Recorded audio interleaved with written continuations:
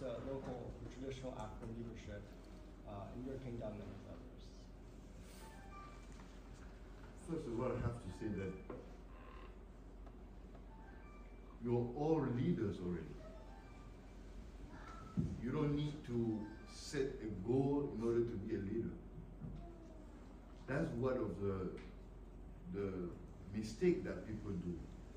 They wait for a position in order to think that they're a leader.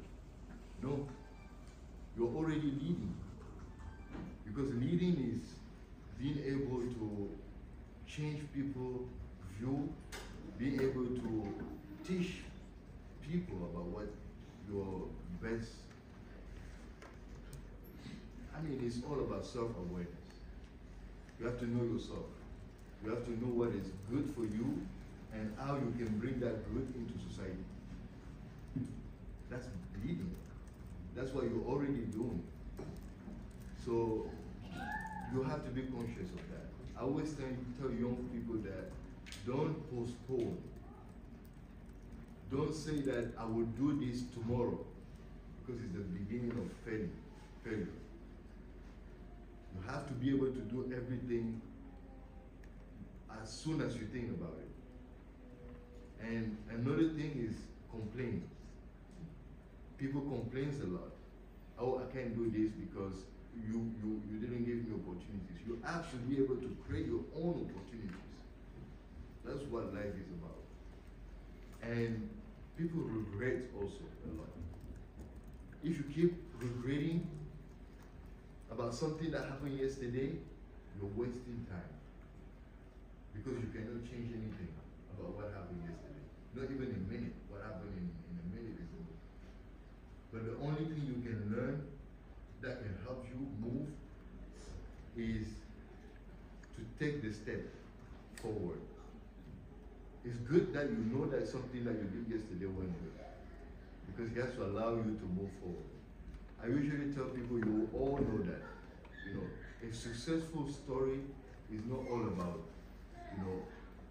moving good every time and going step by step. No, that's not success.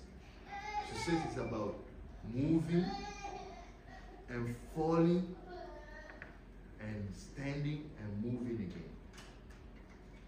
So that's what I can tell young leaders like you. You're already leading. You're good at something.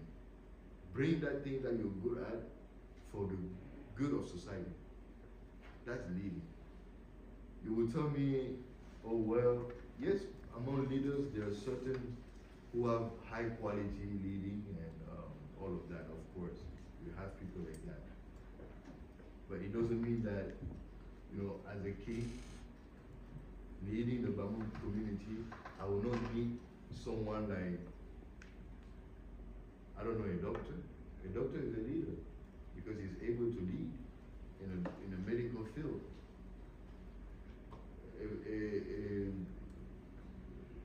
When you go to church, you don't know anything about church. As a king, if I go to the mosque, the person who will lead the prayer will be the imam. He's leading at that moment. So it's the way that I see the world. So we have to be able to put our contribution into the good of society. Wonderful, thank you. Janelle, and then I'll come here, and then, yes. Hi, my name is Janelle Jim. I first want to thank you so much for coming here today and taking time out of your day to come and speak with all of us.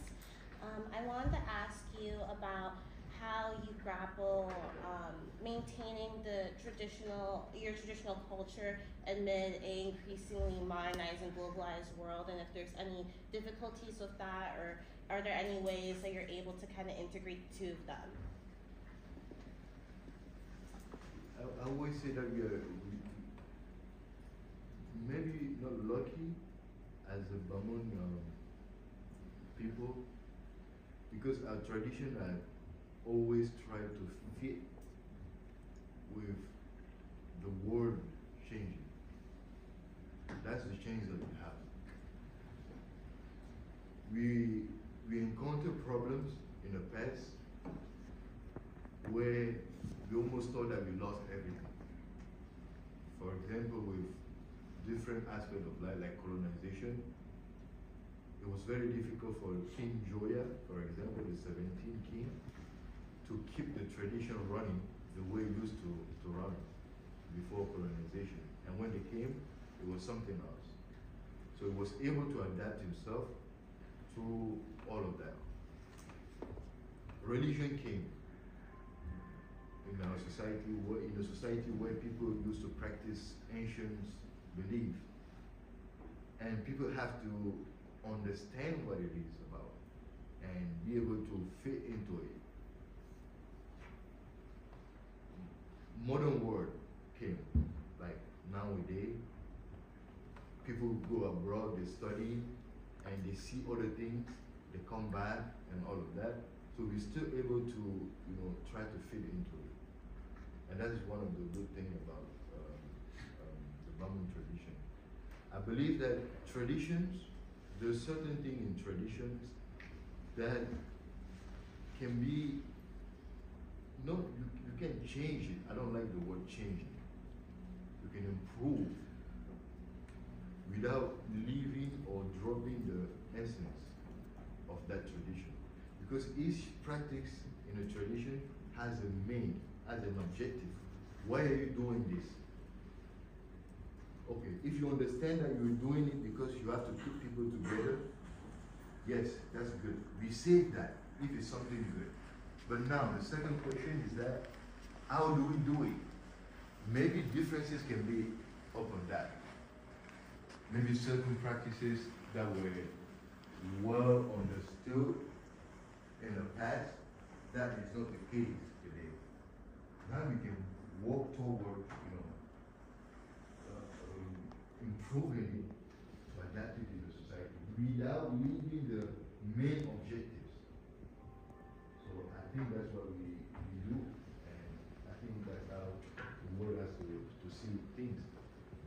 You're now in the world talking about human rights and all of those things. I mean, in the Bamoun period, we have human rights, but maybe the way people express it that time wasn't the way we had to do it now. You have technology, for example. It's a lot different. Like the king passed in the past, the king wouldn't be testing. The king cannot call someone directly and talk to him. He has to go through someone. But listen, if I have to rush and come and be here in the classroom with you, I have to call and say, oh wait, I will be there 15 minutes late, and I'm not lost. I'm somewhere. So by the way, sorry for coming some few minutes late. I hope I answered your question. You did, thank you. It's so interesting, kind of finding the essence of what the ritual or the tradition was, and preserving that, but not necessarily how it's done. Really exciting. Let's turn over here. Yes. Hi, my name is Ira, and like my classmates have said, it's truly an honor to speak with you today. And my current area of interest is West Africa, specifically countries that are experiencing some sort of like revolution is what I would call it. And so based off your experience, I wanted to know if you think that to ensure the success of these revolutions, our politicians should consider stronger relationships with traditional leaders to ensure the continuation of this revolution. What is your name, you said? Ira. Ira. Ira. I-R-A, yeah, Ira. Ira. Well, you have said it. That's what needs to be done. I strongly believe in the traditions and culture. We were born like that. Nobody had a choice to be who he is today according to his tradition or his culture. No one. I didn't choose to be an African, you didn't choose to be an American, and all of that. Even if you become Even if right now I become an American, I cannot leave what made me at the person that I am. So you have to understand that from, I mean, I will talk about, I know people, not everybody believes in God, but I will say that's basically what God gave us for a good reason.